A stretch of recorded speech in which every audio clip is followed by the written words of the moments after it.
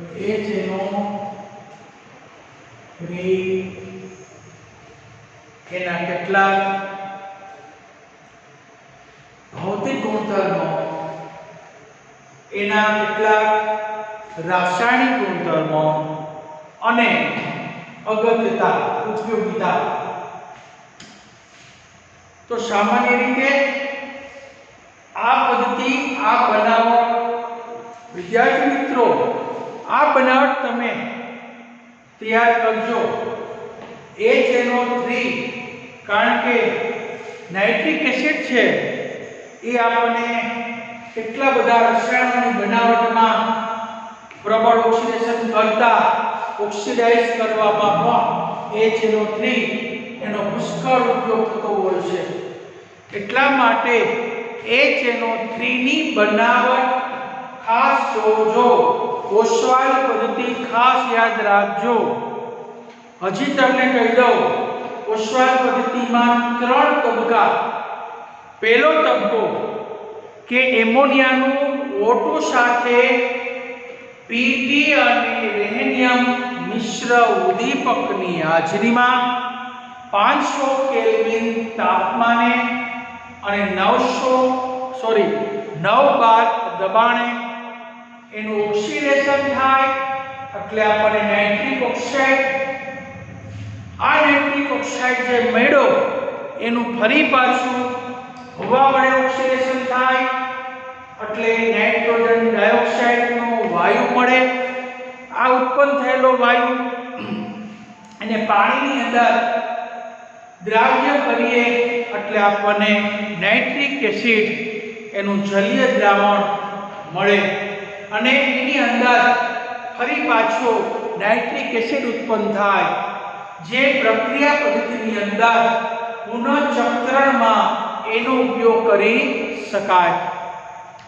આ રીતે મળેલા નાઇટ્રિક એસિડ એનું નિષેધનથી આપણને 68% સાંદ્રતા ધરાવતું દ્રાવણ બનાવી શકાય.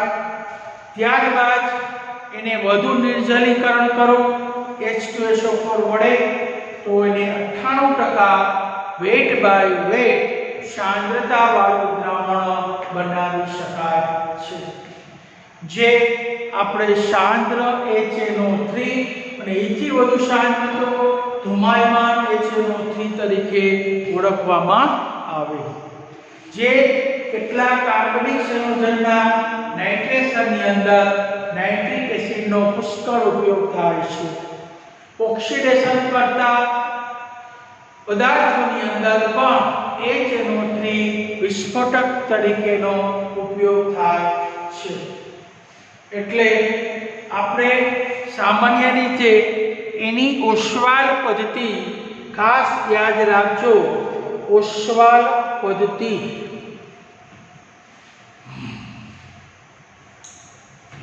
હવે નાઇટ્રિક એસિડ એના કેટલાક ભૌતિક ગુણધર્મો ના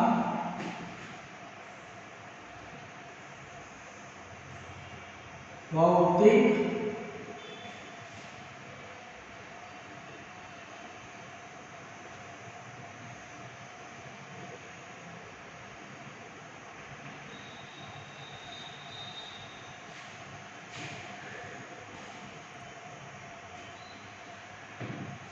તો ભૌતિક ગુણધર્મોની અંદર નાઇટ્રિક એસિડ છે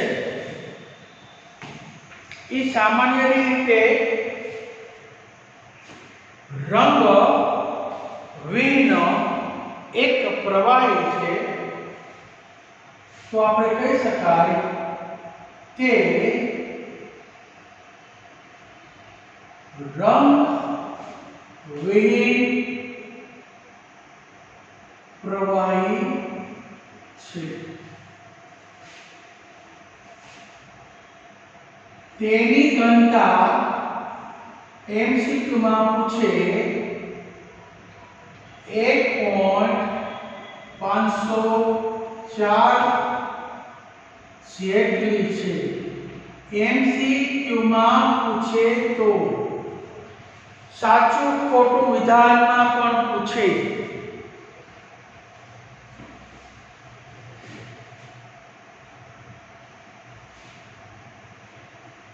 HNO3 તે વાયુમય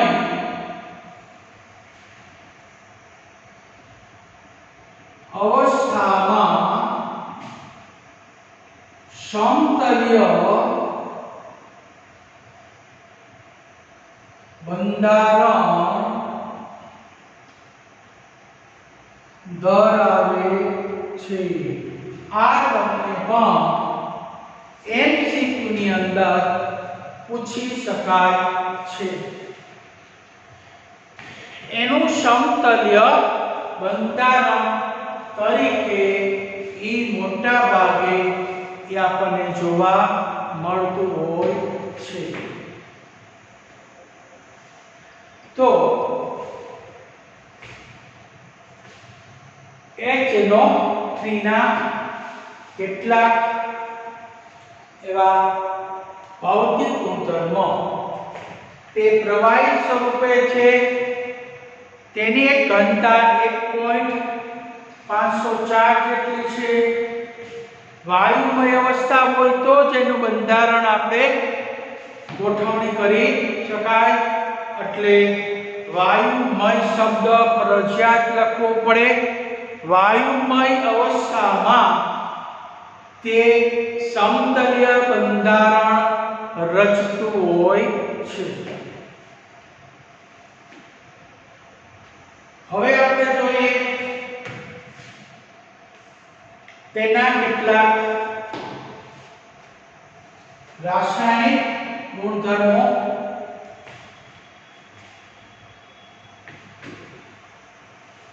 તો સામાન્ય રીતે જોઈએ કે નાઇટ્રિક એસિડ છે એને જલીય દ્રાવણમાં NO3 માઈનસ અને H3O પ્લસ આયન ઉત્પન્ન કરે. H3O પ્લસ બનવાથી એક પ્રબળ એસિડ તરીકે વર્તે છે. તો નાઇટ્રિક એસિડ પાણીમાં આયનીકરણ પામી NO3 માઈનસ અને H3O પ્લસ આયન ઉત્પન્ન કરે છે. આમ H3O પ્લસ આયન બનતો હોવાથી તેનું જલીય દ્રાવણ પ્રબળ એસિડ તરીકે વર્તે છે. એટલે HNO3 એક પ્રબળ એસિડ છે. ચાલો હવે એના રાસાયણિક ગુણધર્મો. ખાસ ધ્યાન રાખજો, રાસાયણિક ગુણધર્મો પૂછે છે. HNO3 ના જલીય દ્રાવણમાં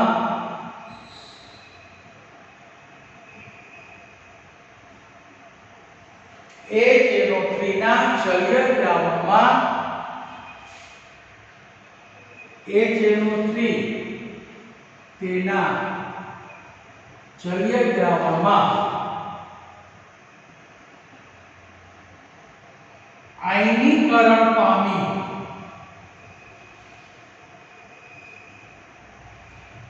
જલીય દ્રાવણમાં આયનીકરણ પામી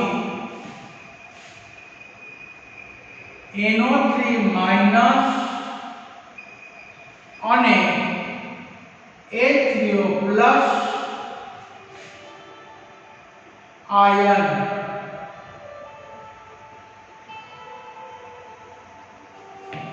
ઉત્પન્ન કરે છે.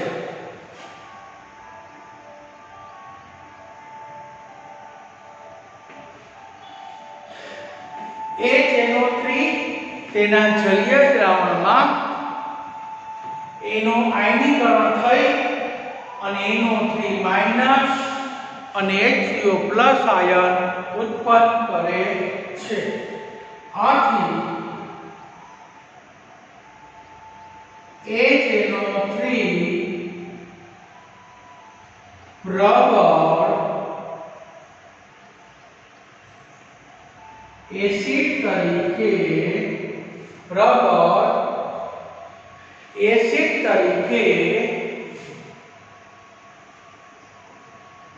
વર્તે છે. પ્રબળ એસિડ કારણ કે જવાબદાર H3O પ્લસ આયન એના માટે જવાબદાર છે H3O plus ion.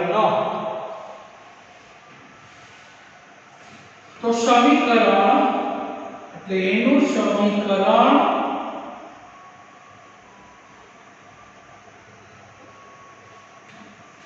HNO3 plus H2O gives NO3 minus plus H3O plus.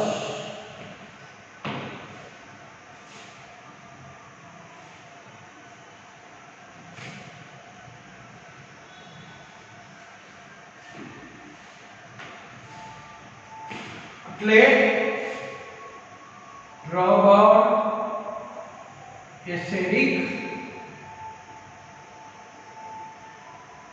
પ્રબળ એસિડિક ગુણ ધરાવે છે. કારણ કે જેવો HNO3 ને પાણીમાં નાખો એટલે ત્વરિત આયનીકરણ પામી અને H3O પ્લસ ઉત્પન્ન કરે. એટલા માટે કહેવાય છે કે HNO3 નું જલીય દ્રાવણ પ્રબળ એસિડનો ગુણધર્મ ધરાવે છે. એનો એક રાસાયણિક ગુણધર્મ. ચાલો બીજો તે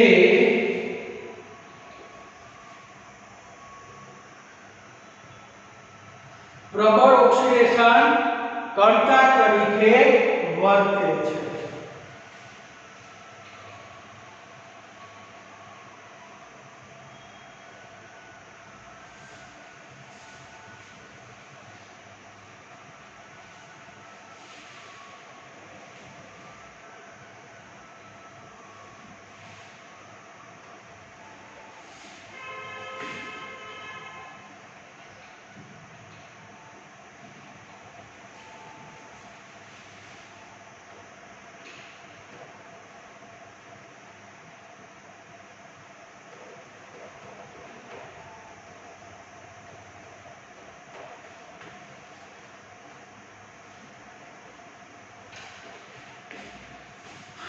બીજો ગુણધર્મ રાસાયણિક ગુણધર્મ.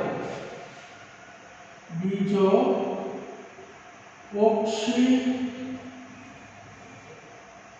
તે પ્રબળ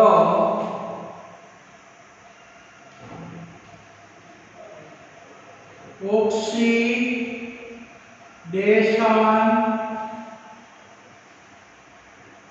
કર્તાનો ગુણ ધરાવે છે.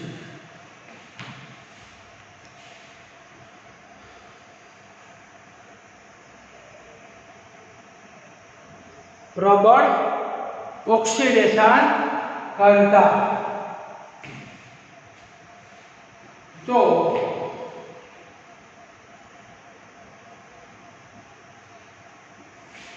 પ્રબળ ઓક્સિડેશન કર્તા તરીકે વર્તે છે.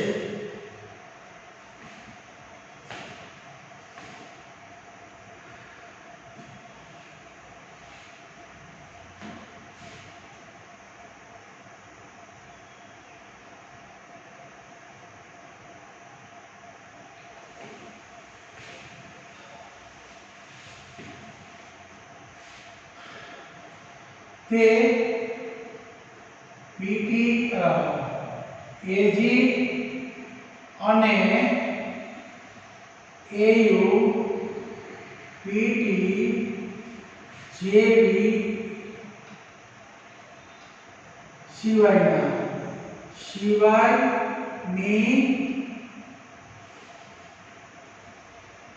ધાતુ સાથે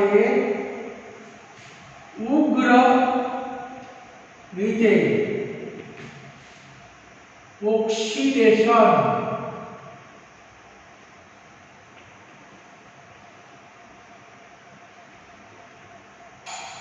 પ્રક્રિયા કરે છે.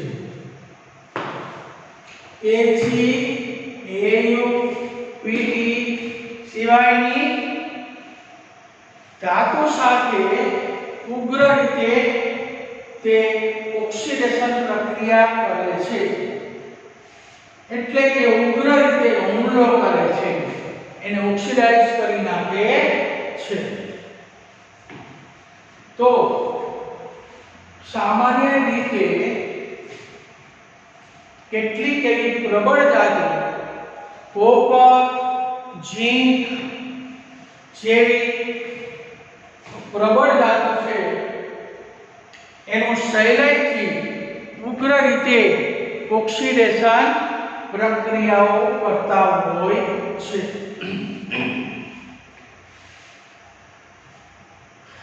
તો આપણે જે તે ઓક્સિડેશન પ્રક્રિયા કરે HNO3 ઈ ઓક્સિડેશન થી જે મળતી નિપજ છે એનો આધાર HNO3 ની સાંદ્રતા અને તાપમાન અને જેનું ઓક્સિડેશન જે કરનાર ધાતુ એની પ્રકૃતિ અથવા સ્વભાવ ઉપર એની નિપજ આધાર રાખે છે.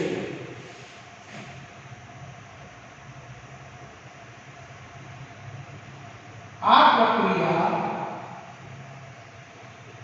પ્રક્રિયાથી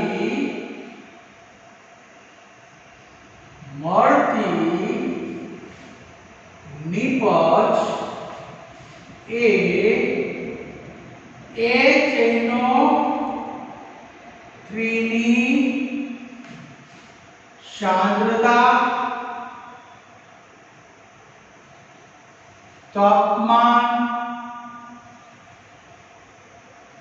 અને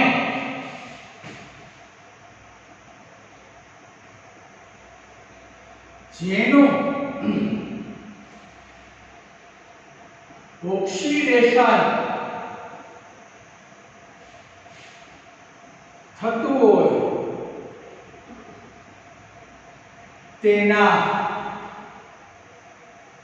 સ્વભાવ અથવા પ્રકૃતિ, તેના સ્વભાવ એટલે કે પ્રકૃતિ પર આધાર રાખે છે.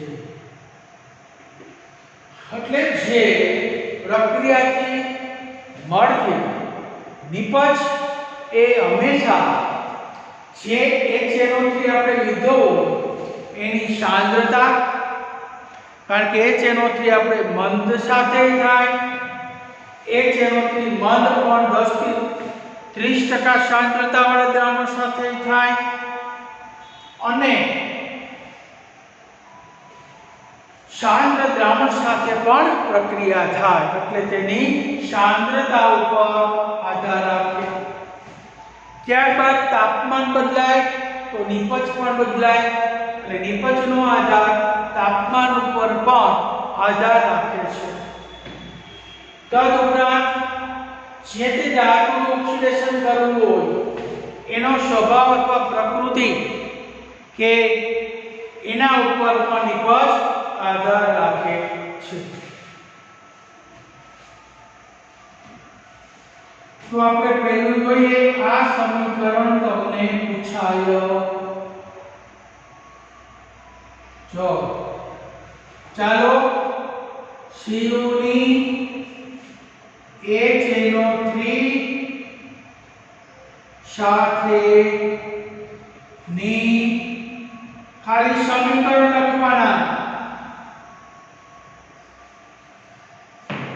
CU ની HNO3 સાથે ની પ્રક્રિયા એમાં બે પ્રક્રિયા છે એક તો CU પ્લસ HNO3 પણ આ કેવું દ્રાવણ તો કે મંદ દ્રાવણ એટલે સામાન્ય 10 થી 30% 10 થી 30% સાંદ્ર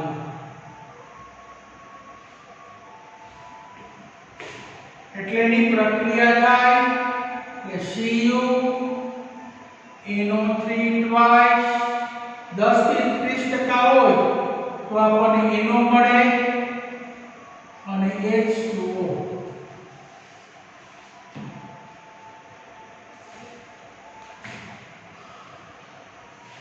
3 અને 4 કરીએ એટલે આને 8 હાઇડ્રોજન 8 તેરી 24 આ બે છે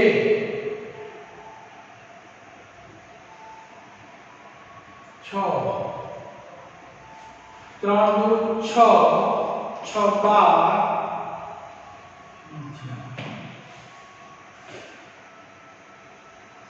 3 સત્તરી 18 3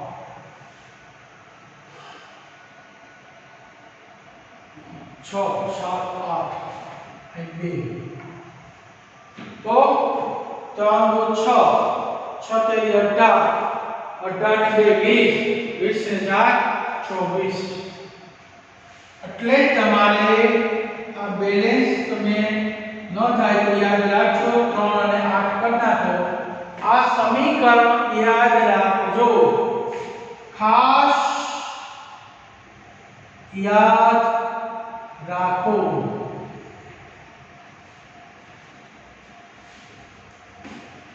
બીજું CU પ્લસ HNO3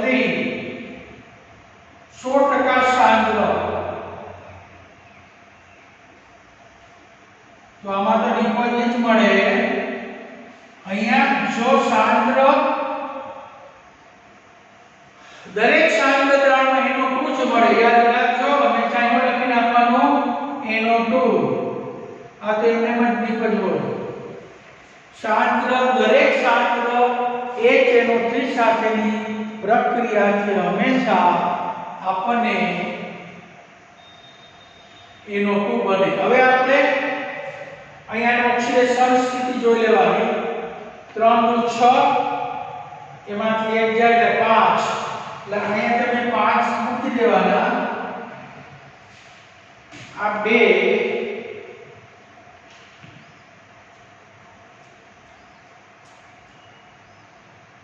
3 એટલે 5 તેની 15 3 દુ 6 જો 5 તેરી 15 3 દુ 6 ને 6 12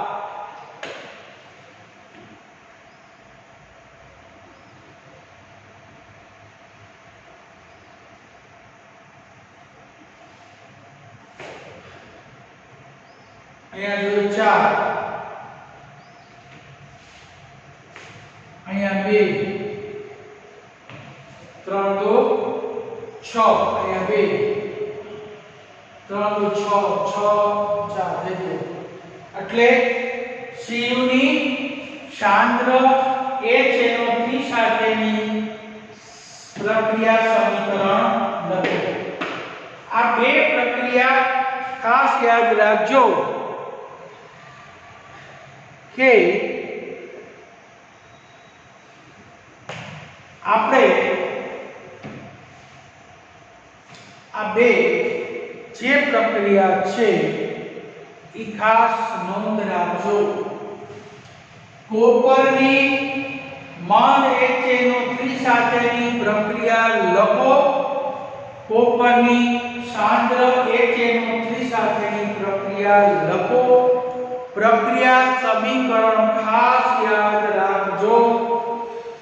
જો કોપરની મંદ HNO3 સાથે પ્રક્રિયા કરો, જો 10 થી 30% હોય તો હંમેશા એનું મળે.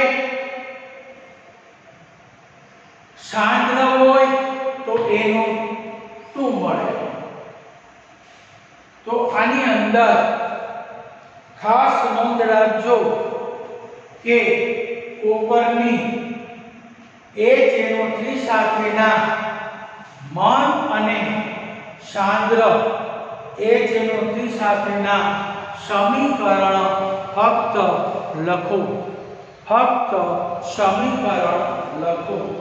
આ બે સમીકરણ તમે ભૂલતા નહીં. તૈયાર કરી જ નાખો આ બે સમીકરણ. હવે આપણે ઝીંક સાથે HNO3 ની પ્રક્રિયા.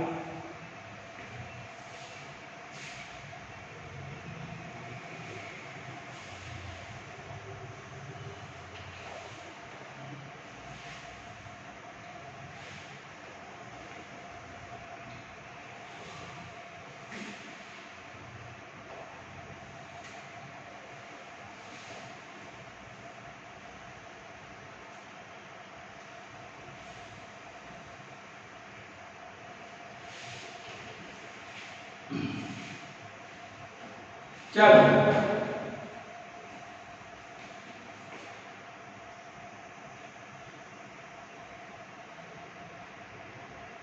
ઝીંક સાથે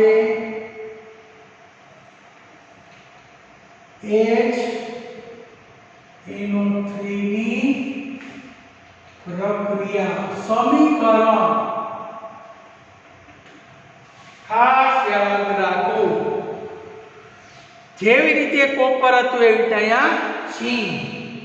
પણ ઝીંક ધાતુ વધુ સ્થાયી હોવાથી એટલે એને મંદ HNO3 મંદ એટલે ખૂબ જ મંદ દ્રાવણ સાથે. તો પહેલું ઝીંક પ્લસ HNO3 અહીંયા મંદ વધારે મંદ. તો પ્રક્રિયા થાય તો ઝીંક નાઇટ્રેટ પેલાની જેમ જ, પણ અહીંયા N2O બનશે. વધુ મંદ હોય તો N2O બને, 10 થી 30% હોય તો NO બને, અને એકદમ સાંદ્ર હોય તો NO2 બને. ઝીંકની નાઇટ્રિક એસિડ સાથે પ્રક્રિયા કરતા ઝીંક નાઇટ્રેટ, નાઇટ્રસ ઓક્સાઇડ અને પાણી બને. આ ખાસ યાદ રાખજો આ સમીકરણની અંદર. હવે આની બેલેન્સ તમારે યાદ રાખી લેજો, કારણ કે બેલેન્સમાં વધુ વાર લાગે. એટલા માટે આપણે અહીંયા 10 અને અહીંયા 4, તો અહીંયા આપણે 4 મૂકી તો 4 2 8 ને 2 10. અહીંયા આપણે 5 મૂકી એટલે 5 2 10, 10 3 30, 3 2 6, 6 4 24 ને 6 30. એટલે આ સમીકરણ તમારે ખાસ ઝીંકનો એક અને કોપરનું એક એવી રીતના અલગ અલગ સમીકરણ પૂછે, આમાં લખવાનું નથી. આ થિયરી તરીકે આપણે લખવાની નથી. તો સામાન્ય રીતે ખૂબ જ મંદ દ્રાવણ HNO3 માં પ્રક્રિયા કરશું તો આપણને ઝીંક નાઇટ્રેટ, નાઇટ્રસ ઓક્સાઇડ અને પાણી મળે છે. આ એક યાદ રાખજો, 1 4 અને 10 એટલે બેલેન્સ આમાં કરતા વાર ન લાગે એટલે પરીક્ષામાં યાદ રાખજો. પછી ઝીંકની સાંદ્ર જેના કોપરને તેના ઝીંક HNO3 સાંદ્ર ખૂબ જ સાંદ્ર. તો પહેલાની જેમ જ થાય કે ઝીંક નાઇટ્રેટ એમાં NO2 અને H2O. તો પહેલાની જેમ જ આપણે 4 કે આપણે 4 માં ખાલી ઝીંક કોપર હતું. અહીંયા 4 અહીંયા 2 3 દુ 6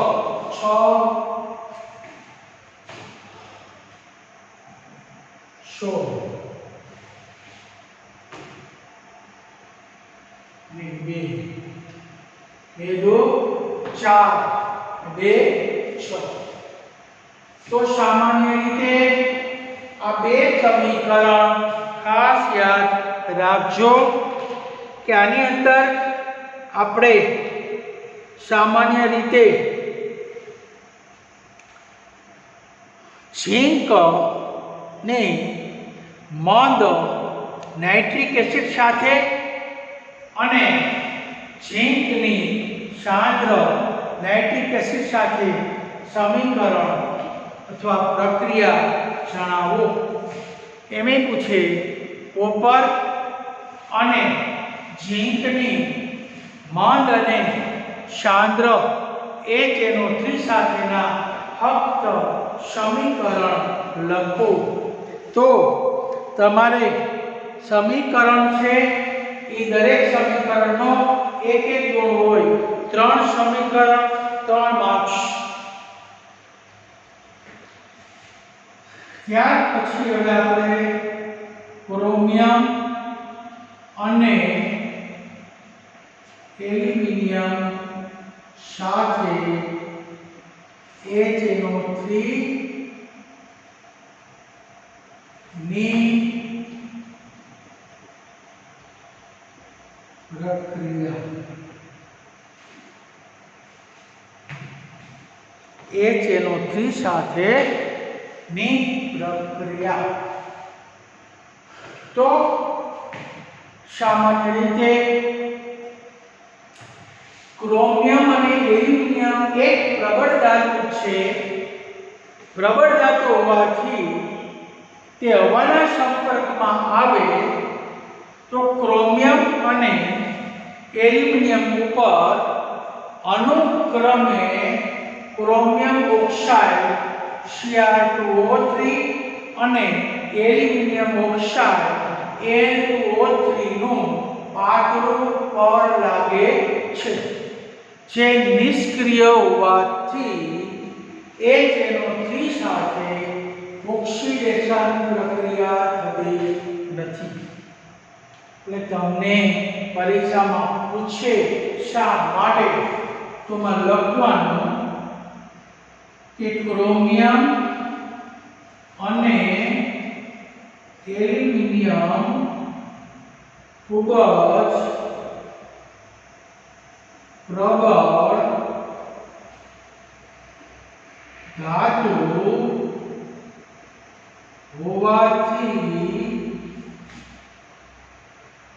હવાના સંપર્કમાં આવતા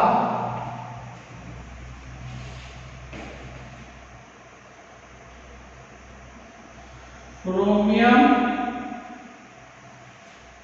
અને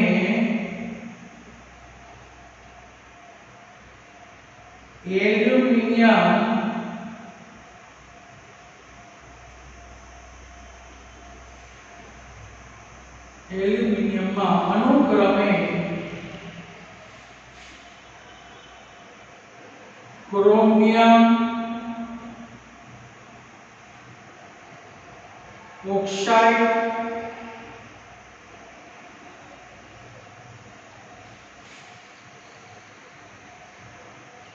અને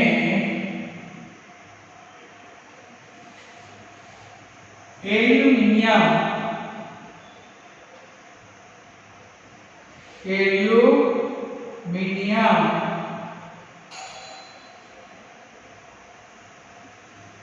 ઓક્સાઇડ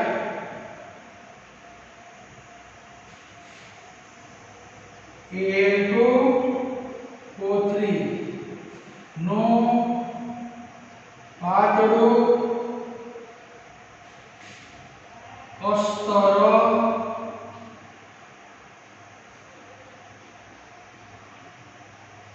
લાગે છે જે નિષ્ક્રિય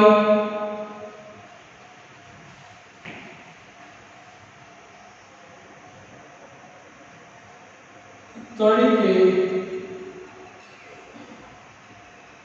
વર્તે છે નિષ્ક્રિય તરીકે વર્તે છે આથી શિયાર અને Al ની સાંદ્ર HNO3 સાથે પ્રક્રિયા થતી નથી એનું કારણ ક્રોમિયમ અને એલ્યુમિનિયમ જે ખૂબ જ પ્રબળ ધાતુ છે આથી હવાના સંપર્કમાં જે આવે એટલે હવા સાથે ત્વરિત પ્રક્રિયા કરી અને તેની ઉપર અનુક્રમે ક્રોમિયમ ઓક્સાઇડ Cr2O3 અને એલ્યુમિનિયમ ઓક્સાઇડ Al2O3 નું પાતળું અસ્તર લાગી જાય છે જે નિષ્ક્રિય તરીકે વર્તે છે આથી Cr અને એલ્યુમિનિયમ સાથે સાંદ્ર નાઇટ્રિક એસિડની પ્રક્રિયાઓ થતી નથી એટલે નાઇટ્રિક એસિડની આપણે પ્રક્રિયા કરી શકાતી નથી એનું મુખ્ય કારણ ઓક્સાઇડ નિષ્ક્રિય ફળ બની જાય હવે નિષ્ક્રિય ફળ હોય એટલે એને HNO3 સાથે એનું આપણે દ્રાવણ ભરી શકાય છે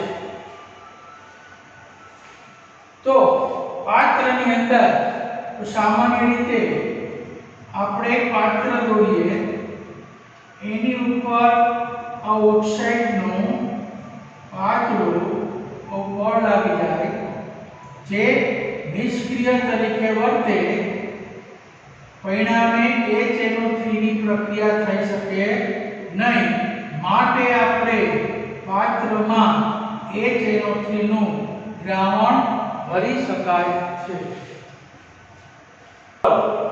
એટલે આ એક કારણ કે પાત્રમાં એલ્યુમિનિયમ અથવા ક્રોમિયમના પાત્રમાં HNO3 નું દ્રાવણ ભરી શકાય છે કારણ આપો તો આપણે કારણ તરીકે પૂછે તો એની અંદર એલ્યુમિનિયમ હોય તો એલ્યુમિનિયમ ઓક્સાઇડ નું પાતળું અસ્તર જે નિષ્ક્રિય ક્રોમિયમ હોય તો ક્રોમિયમ નું પાતળું અસ્તર જે નિષ્ક્રિય એટલે નિષ્ક્રિય હોય એટલે એ પાત્ર સાથે HNO3 પ્રક્રિયા કરે નહીં એટલે HNO3 આપણે એ પાત્રમાં લાંબો સમય સુધી રાખી શકાય. કોપર સાથે રાખી ન શકાય કારણ કે એનું ઓક્સિડેશન થાય એટલે ઓગળી જાય. એટલે એક કારણ તરીકે આવો ટૂંકો પ્રશ્ન આના પરથી પણ એ લોકો પૂછી શકે છે. એ છે NO3 સાથેની પ્રક્રિયા.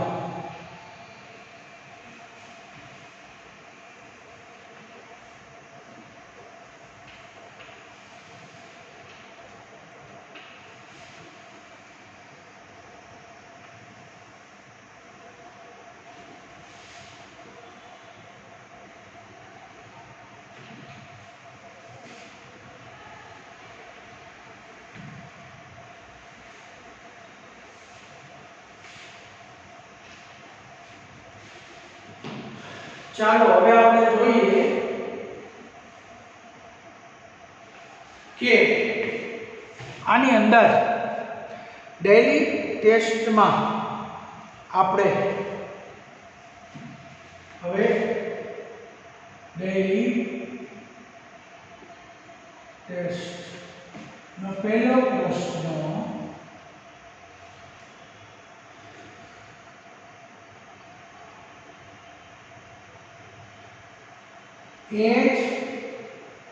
NO3 ના રાસાયણિક ગુણધર્મો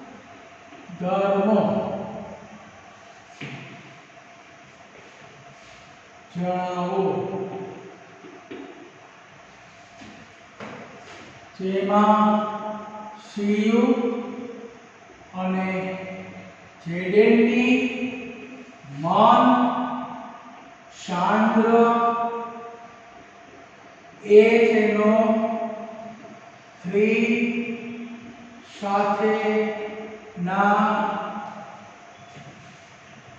ફક્ત સમીકરણ સમતોલ સાથે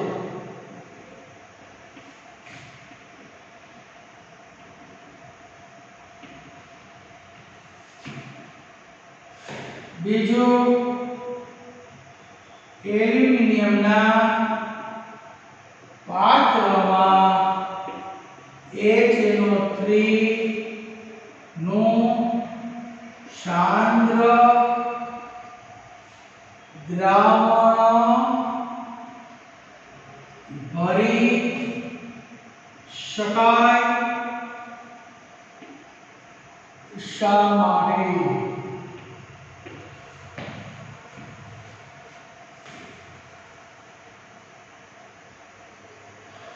ત્રીજો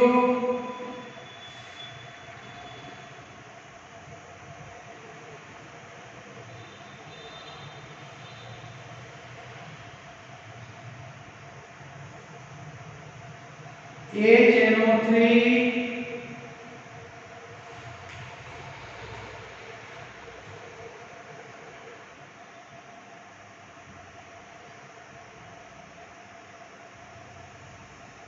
ના કેટલાક ભૌતિક ગુણધર્મો. તો સામાન્ય રીતે HNO3 આપણને કઈ રીતે વપરાય